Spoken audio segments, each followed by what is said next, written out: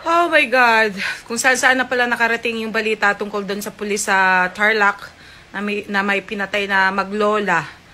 So, tinatanong lahat, ano daw ang pakiramdam ko? Ano daw masasabi ko? Well, based on kung ano yung nakita ko na dyan, puro sila against doon sa ginawa ng pulis. Well, noong tiningnan ko naman, saan nag-ugat? Well, at talagang tiningnan ko talaga kung ano yung pangyayari, mga ganon, talagang mga pasaway nga naman kasi yung maglola, okay? Lalong-lalo na nung lumapit yung anak at sinabi na, my father is a policeman. So, meaning to say, mas alam nung bata na dapat igalang ang pulis, okay?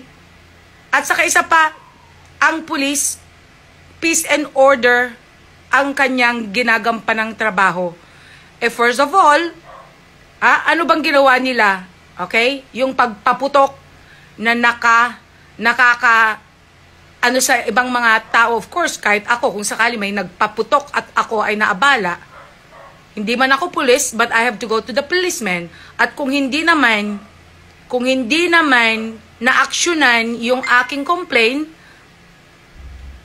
at dahil wala palang pakialam itong mga ikino-complain sa pulis, walang paggalang, of course, that would be a big question on my part. Diba? So, katulad nito, yung anak ang nag-react na mismo. Nakikita ko nagbi-video siya, hanggang sa nakita na niya na talagang wala na talagang paggalang sa pulis tong maglola, hanggang sa hindi na nakapagtimpi yung bata, lumapit, my father is a policeman. Let it go.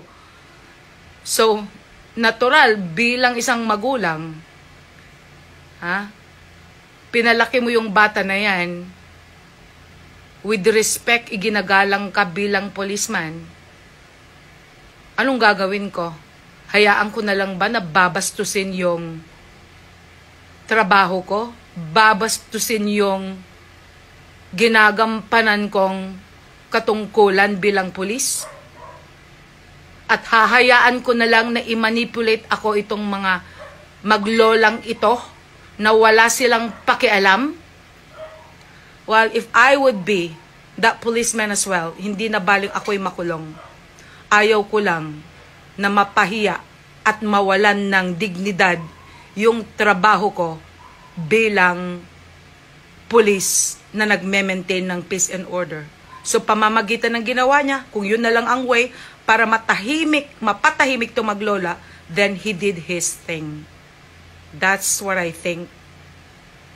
Diba? Ano ang dapat niyang gawin? Hayaan